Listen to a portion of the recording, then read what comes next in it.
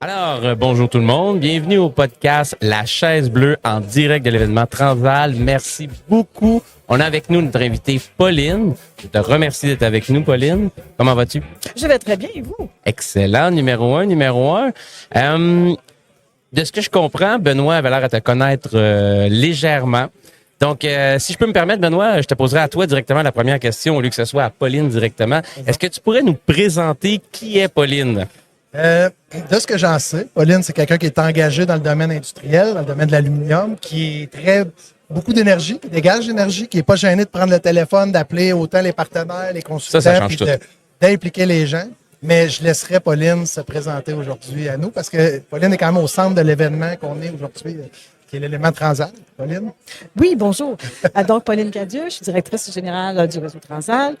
Je suis ingénieure de formation, donc très axée sur la technologie.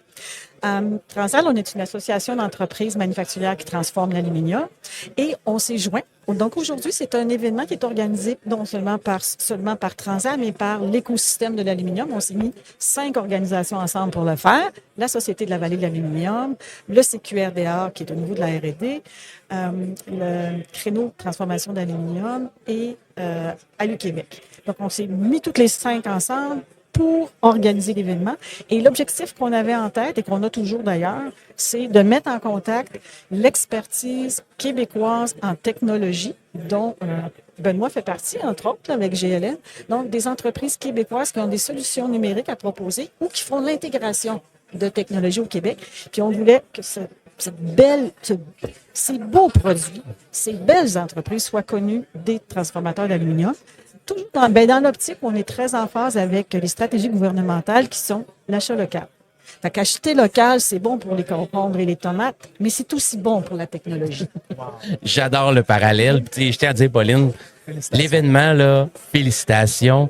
On est venu ici, là, il y a près de 200 personnes qui discutent de projets communs, qui échangent l'information, qui grandissent ensemble. Fait que moi, je suis hyper fier d'être ici aujourd'hui. Fait que merci pour l'organisation. Puis les 5 organismes que tu as nommés, là, tantôt, j'étais en arrière-scène, là, je voyais toutes ces dames-là qui discutaient comme s'ils étaient une seule équipe de l'événement. On s'en va faire ci, on s'en va là. Fait que chapeau, vraie l'organisation. Moi, c'est une belle gang. Puis c'est un hasard que ce soit des femmes parce que c'est quand même une industrie dans laquelle il y a beaucoup d'hommes. Je voulais le souligner, justement. Je trouve ça le fun. Ça donne qu'on est toutes des femmes dans ces 5 organisations-là pour l'événement ici. On a bien du fun. Pauline, j'ai le goût de te poser une question. Dans les 5 dernières années, là, ça fait quand même plusieurs temps que tu es impliqué là, dans les organisations. Qu'est-ce qui a changé dans les 5 dernières années dans l'industrie? Là?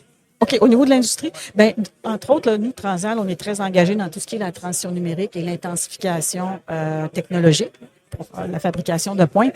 Puis depuis, moi, ça fait 6 ans que je suis avec Transal et j'ai vu une augmentation significative de la maturité technologique des entreprises.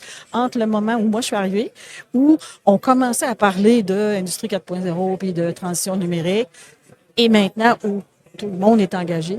On n'est plus à l'appel à l'éveil, là. C'est encore plus loin, là. Non, la job de preacher, c'est fini, là.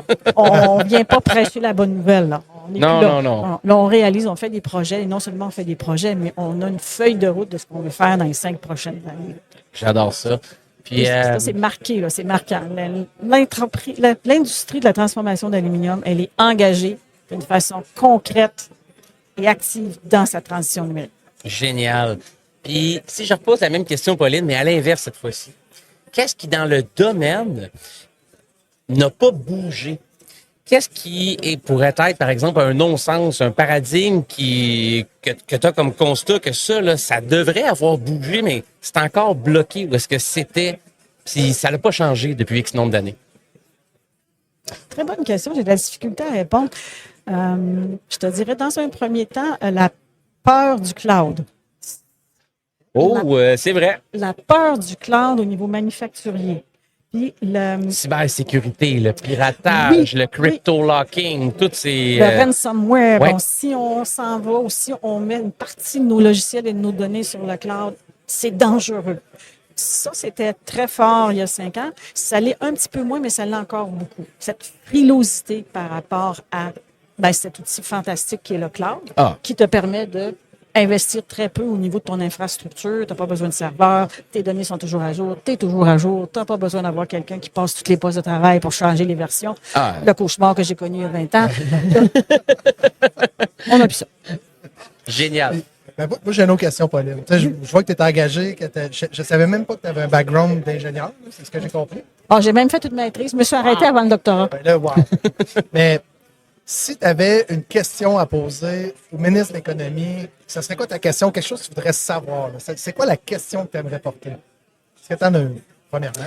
Oui, comment il pense pouvoir soutenir la décarbonation des entreprises comme les nôtres qui font de la transformation d'aluminium où il y a très peu de grosses émissions de carbone parce que tu n'as pas de combustion. Tu plies du métal, tu perces du métal, tu soudes du métal, tu assembles du métal. Il faut qu'on se décarbone. On est tous conscients de ça. Mais comment on s'y prend et comment le gouvernement va pouvoir aider ces entreprises-là? Ça serait ma question. Est-ce qu'il y a quelque chose? Est-ce qu'on va pouvoir travailler ensemble? Nous, on s'offre. On est prêt à avoir cette discussion-là avec eux pour que des programmes permettent aux entreprises toi, de non faire. seulement tu as une proposition, tu es prêt.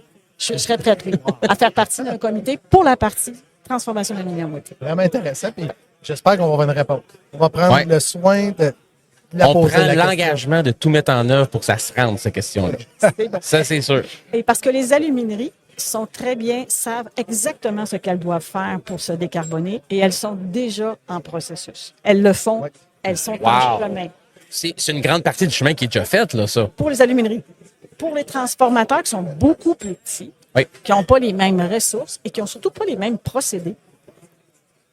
C'est ça. J'aimerais ça qu'on puisse collectivement contribuer à les aider à se décarboner.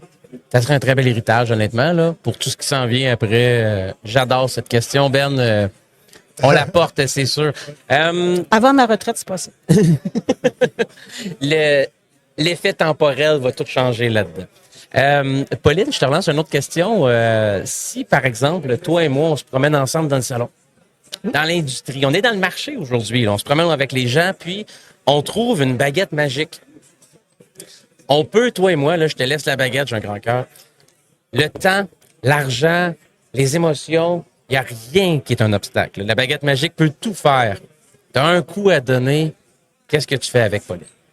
Pour l'industrie, pas pour ma vie personnelle. Là, je n'aurais beaucoup, là. Pour l'industrie. C'est pas ça que tu veux, hein? On va y aller pour l'industrie. On va y aller pour l'industrie, hein?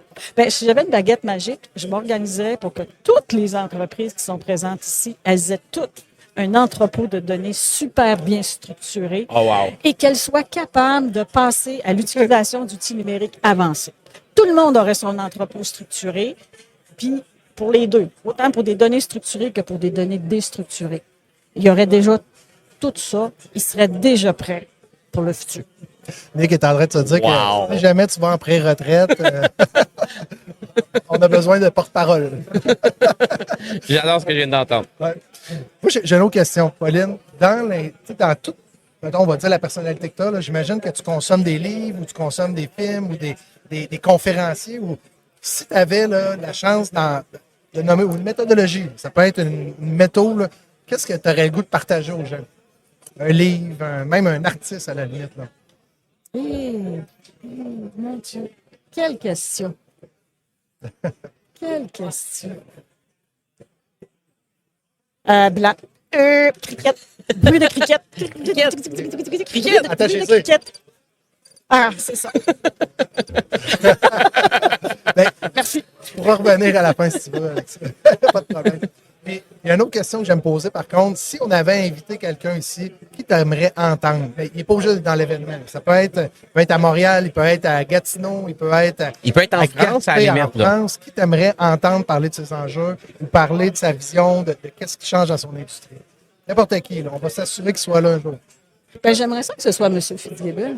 Oh! Ça fait plusieurs fois qu'on l'entend, celle-là. Hein? Et Oui, parce c'est- que j'aimerais entendre sa vision. Je sais qu'il y en a beaucoup. Puis il fait beaucoup de travail présentement pour l'électrification et la transition numérique. Il est très actif. Fait que j'aimerais ça l'entendre sur comment il voit le futur au Québec, sa vision. Je serais très curieuse. J'adore ça. Puis tu réponds à ma comeback question là-dessus. C'est si on invite cette personne, quelle question lui poserais-tu? Mais déjà posé une on bonne. l'a déjà posé, puis tu nous as répondu là. Fait qu'on a du bon matériel si on a l'opportunité de recevoir. Puis oui, c'est un homme extrêmement impliqué dans dans sa mission qu'il s'est donnée. Fait que s'il peut venir avec Oui, nous. puis dans sa vision, on sait qu'il y a une vision sur comment il veut développer le Québec. On le voit, là, c'est tout structuré. C'est juste pas dit toujours clairement. Fait que j'aimerais ça avoir un petit 5 minutes qui m'explique ça, comment il voit le Québec dans 10 ans. On peut pas le promettre, mais on va lui demander. Hey, là, je sais que c'est ton événement aujourd'hui. Ben, des membres, aussi de toutes les organisations. On va te laisser partir. Mais on est vraiment content de t'avoir eu, que tu t'ouvres à nous autres, que tu t'amuses à venir partager. Et j'espère qu'on va revenir l'année prochaine. Hein? On va Je pense que c'est bien parti jusqu'à présent. Ben moi, je trouve ça le fun, des initiatives comme la vôtre, un peu folle, un petit peu en dehors de la boîte. Le jupon qui dépasse, là. Ouais. On aime ça. L'année prochaine, on peut mettre ton cadre, là. Ouais. Mettre ton cadre, puis il va être là, puis on va venir à l'événement, mais on va rajouter votre cadre. C'est bon. Hey, merci. Pauline, je Pauline. te remercie énormément. C'est un plaisir d'être ici avec toi. Oh, c'est vraiment le fun. Passe une belle fin de journée. Merci.